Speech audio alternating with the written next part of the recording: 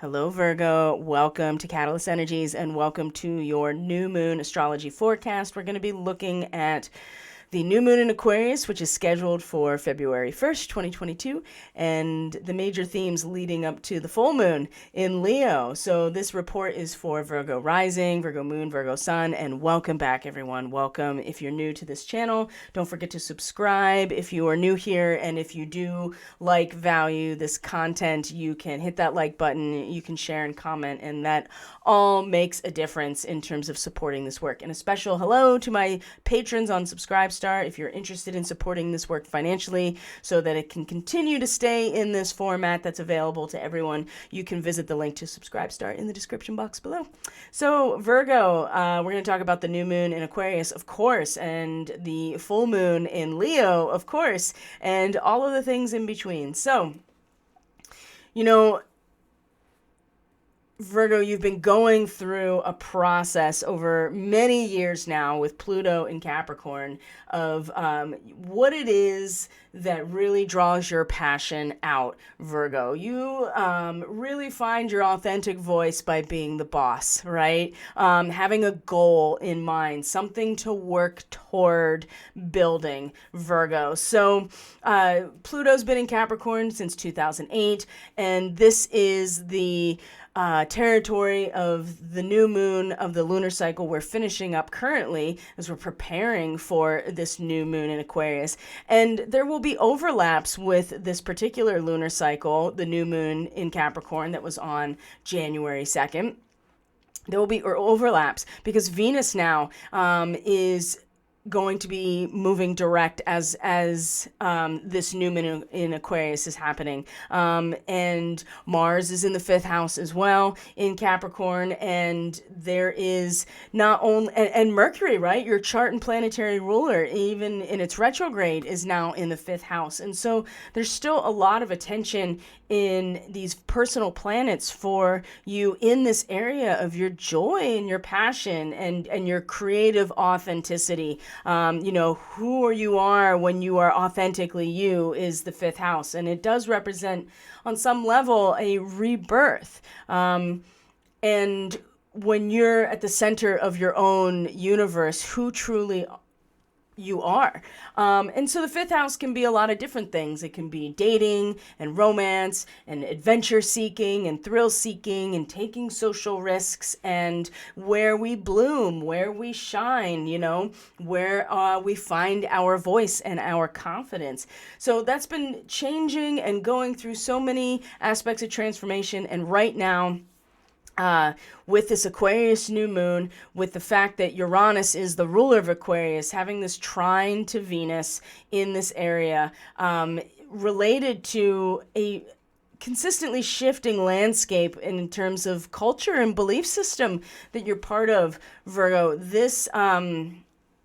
This new moon in Aquarius, you really want to institute, I would say, with this new moon. It's an opportunity to start learning, growing, evolving, developing at a personal level within yourself. Your everyday routines, practices, and habits to become a fine-tuned instrument. What is it that you can do on the daily that allows you to become a vessel of quantum energy, a natural vessel of quantum energy? And this is really the goal of the Virgo person ultimately, because you are truly like the earth-based magician, right? Mercury is your ruler, and it's not so much access to information as your ability to analyze it, put it where it goes and belongs. This is the mark of a master. And the sixth house is your house. So to have the new moon here, have it in Aquarius, which is this quantum potential, which is the social environment as a whole, which is the container that is capable of holding not just our own emotions and self-esteem and inner life, but the inner life of the entire collective. Now, Virgo people, your everyday activities, the way that you reconstitute yourself, when you address a crisis, you usually come at it with this incredibly intelligent, incredibly mental focus. And this new moon is no different in terms of what it is providing an opportunity to really develop within yourself. Now you have Saturn here in the 6th house too in Aquarius, Virgo. So you've also had this really stabilizing element to give you the confidence, to give you the authority and the backbone to go at it, whatever it is, whatever new habits you might be trying to institute, whatever training protocol, whatever habits and routines, self-care, healing protocols are part of the 6th house, dealing with hidden enemies, whatever it is that you are working at within yourself is the 6th house. And you want to, with this new moon, be able to acknowledge what it is that you can do, what types of, like I said, protocols or practices can you institute that will allow those practices to be like a fine-tuned instrument. Because the Virgo person is really meant to hold so much within not only themselves, but within the context of their relationships and what they have to offer. Like I said, Virgo's the earth magician, right? The hermit is not there because they don't want to be around people. The hermit is keeping distraction away so that they can focus on the details of their training. And that's what a Virgo person is ultimately, primed to do. So this new moon is going to be, is very interesting for all of us because this full moon is going to be incredible. We're all about to go through something together. And if you've been following any of my content for even just a little while, you know that we've been talking about mid-February for a while, right? Since last spring, really, because this is a time where there is Venus and Mars coming together in Capricorn at the time of this Leo full moon that is a grand square, all galactic degrees along the nodes of the moon, which makes it very soul and karmic oriented. And then the full moon and the sun, which make it very much about here and now and in the individual development. And so there is a karmic story that is very related to Atlantis, very related to the Pleiadian aspect, Orion, that is coming forward at this full moon. And we are in a position right now, all of us, to set intentions at this new moon for becoming some sort of fine-tuned instrument in order to measure the changes in the social environment, to make reasonable forecasts of what to do. And for Virgo, it's within you, right? Creating your daily life and your routines and practices as a foundation for this.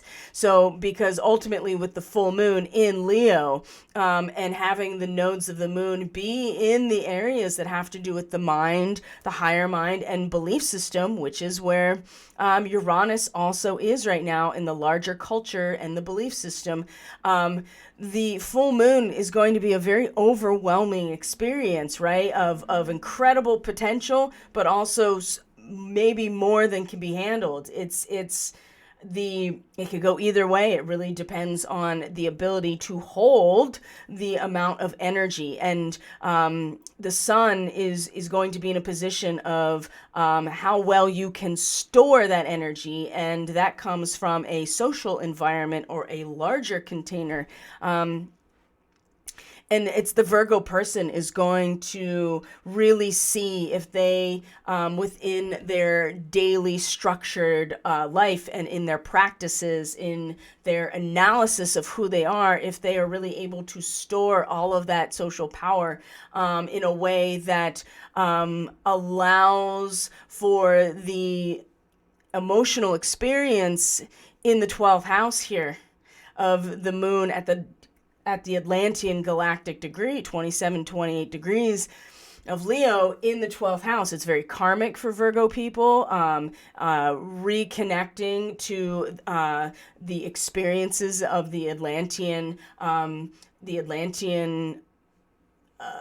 narrative and what it means to us now and how it's completely overlapped and how it's part of this grand square. It's going to be very karmic, and Virgo, or you're just is being really challenged to surrender to the karmic clearing process on an emotional and intuitive and maybe subconscious level, perhaps even feeling into the collective's karma about this, and being able to store that information, or being able to, store enough of that information in your daily life, in your practices, in your body, and in the process of your body, to be able to get a clear projection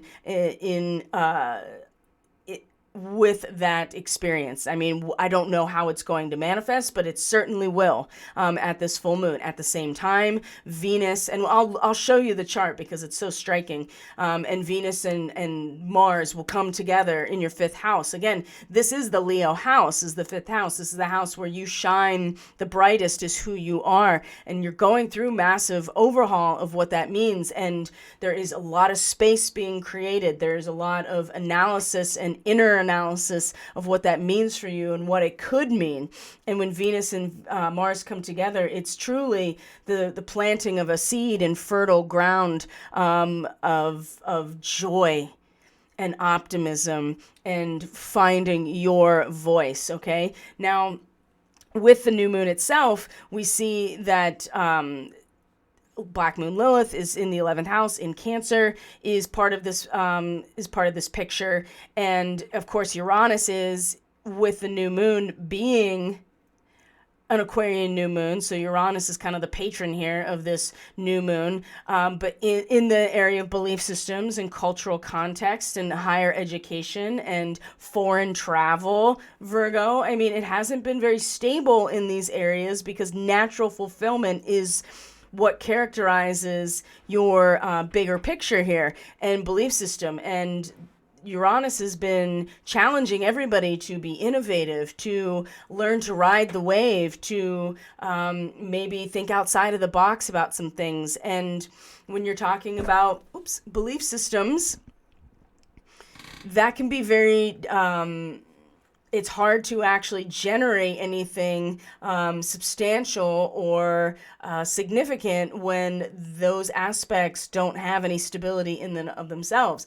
But as you see, the North Node now is in your ninth house as well. So there's going to be a lot of draw towards the area of foreign travel, higher education, belief systems, collective value systems, meaning, and alchemical transmutation. You know, it's been at a very quantum level for Virgo people, and this is why being able to, fine tune your own practices to hold quantum energy of Aquarius is going to be very important moving forward. So Venus is coming out of her retrograde, and she certainly is now listening, right? She's taken a very deep inventory and now is prepared to listen, to take notes, to engage with the lecture about what it means for, what are the underlying mechanisms of the networks that make up our institutions, or, that which we want to grow. And for the Virgo person, this is very much about your joy here in learning these processes and listening, right? And listening and being engaged in pulling towards you that which is valuable in this realm, right? So Venus in the fifth house, you're just there's more glamour here, and you may seem more attractive, but you're also, a lot of your, creative expression is more attractive, and your you're finding a lot of your worth and your value, personal value, in your expression and your creativity. And when Mars meets Venus at the full moon, right, you'll finally release yourself, break the chains of what's been holding you back in this area, so you can fully commit to creating a new aspect of yourself, to be truly reborn in some ways. And there's just things that need to be let go of and destroyed, and Pluto's been helping this along, of course. But Lilith is over here in the 11th house, and this is very primal. This is connection to our ancestral planetary origins, right? This is the divine feminine blueprint in her original structure here that is not a separation from her counterpart of male, but is. This is Isis, Ishtar, Inanna, right? Lilith, the first wife of Adam. And Black Moon Lilith is really that primal instinct that will be heard and expressed when push comes to shove, but oftentimes it gets shoved into the corner because it's not very civilized, is it?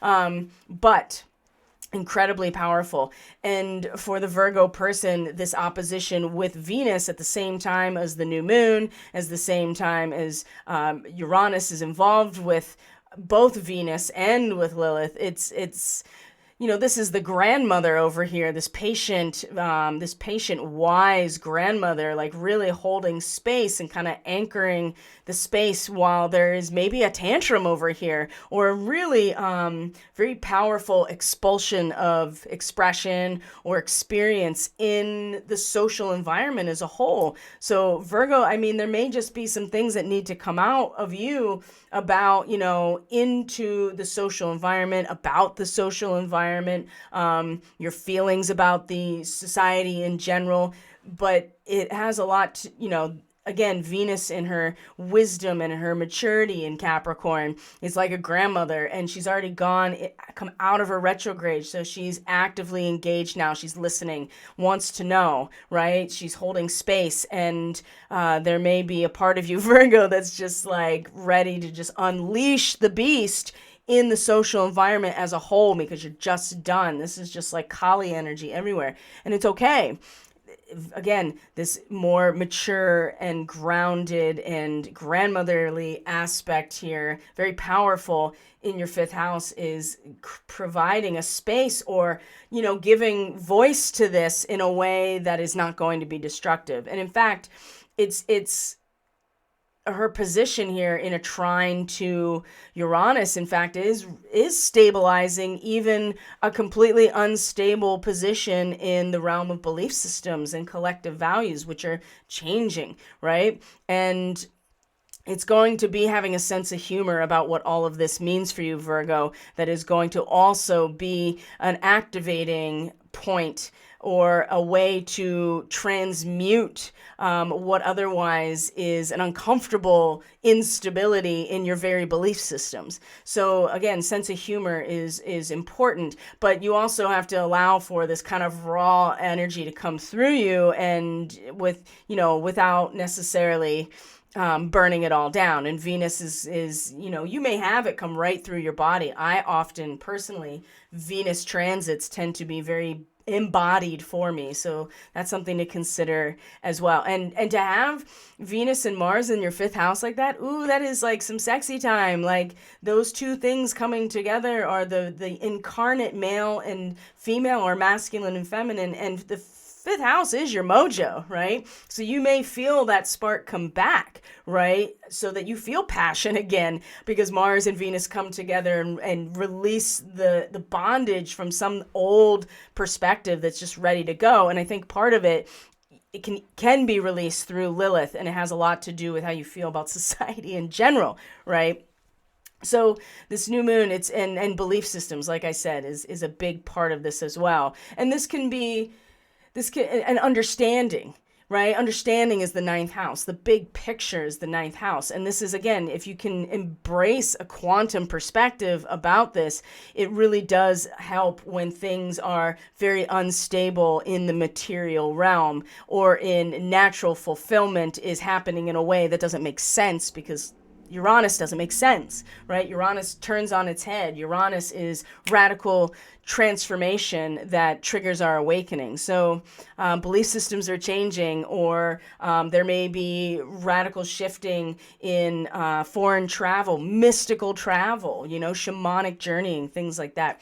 But I also think it's just a matter of belief systems being reoriented and having a sense of humor about society in general, and wanting to just like breathe fire all over it, Virgo, is also important for being able to manage this unstable position. And like I said, Venus over here in Capricorn is just like this stable, grandmother crone that is just here to listen and remind you, child, that you've had, you belong to the earth, right? You belong to God, you belong to nature. So it's okay. Let's see what else. So I want to show you, Virgo. I think we need to look at the actual full moon chart to get a sense of how incredible this is all going to be for all of us. And you can see, look, when you just look at it, you see all of these really bold lines, blue and red. There's just a ton of really large aspects that are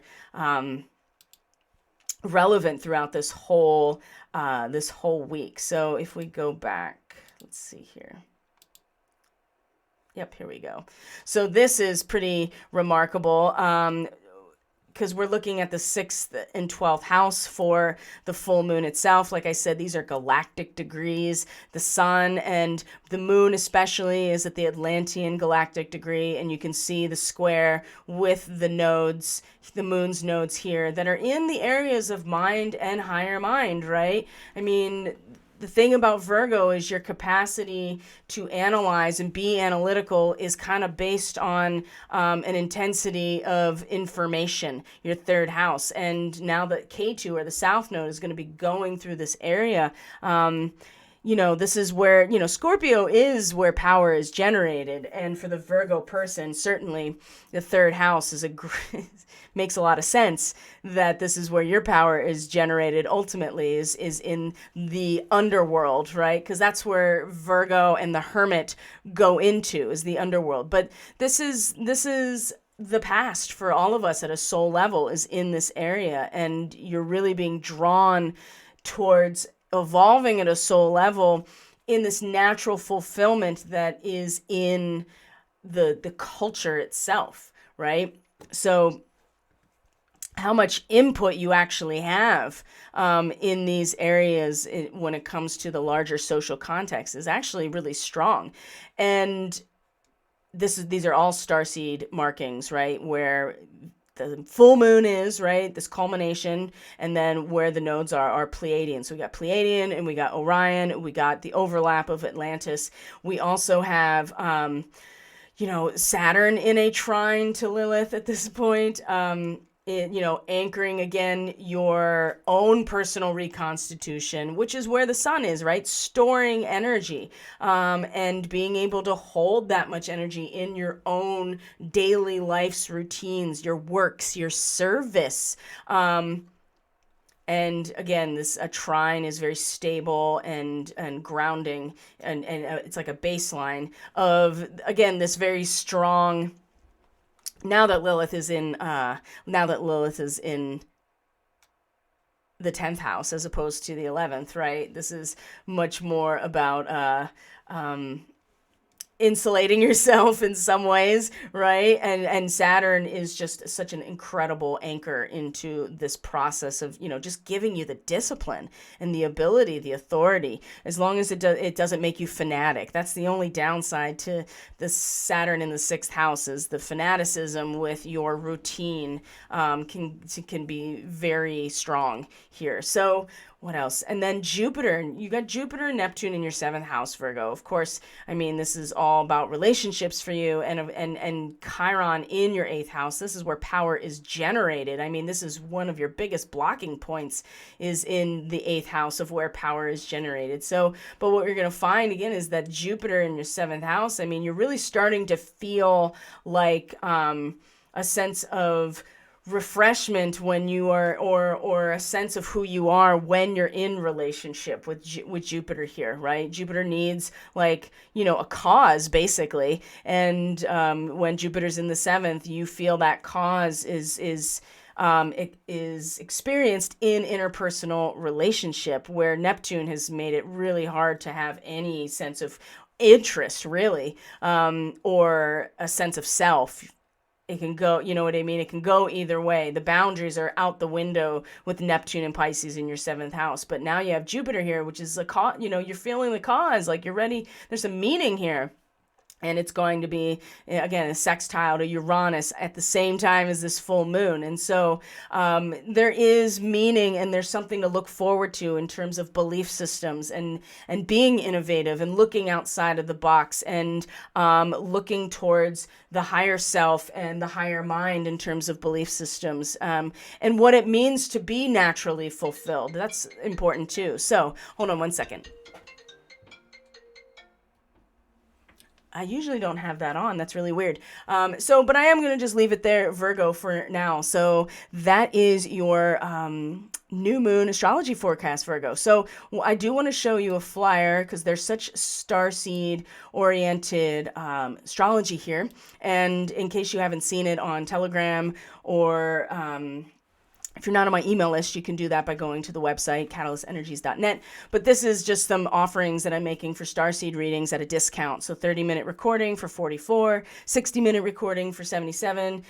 30 minutes is really great just to be like, these are my starseed markings, and these are where they at in the chart. But the 60-minute is where I really weave in like a much more cohesive narrative. And then I'm doing Reiki add-ons, 30 minutes to any service for $22. And that's a pretty good deal. I get a lot of intuitive information when I channel Reiki for people. So this offer is good until the full moon, and I wanted to share it with you just in case you haven't seen it, you're not on Telegram, or you're not on the email list, but you can do that if you want. And Virgo, I'm going to leave it there. Thank you so much for being here. I truly appreciate each and every one of you. Thank you for being here. Thank you for supporting the work. Check out Subscribestar if that speaks to you. And I'll see you on the next I guess our next video will be for the full moon in Leo at that tremendous grand square that nobody's going to get out of, and we'll go from there. So take care, Virgo. I'll see you next time. Bye.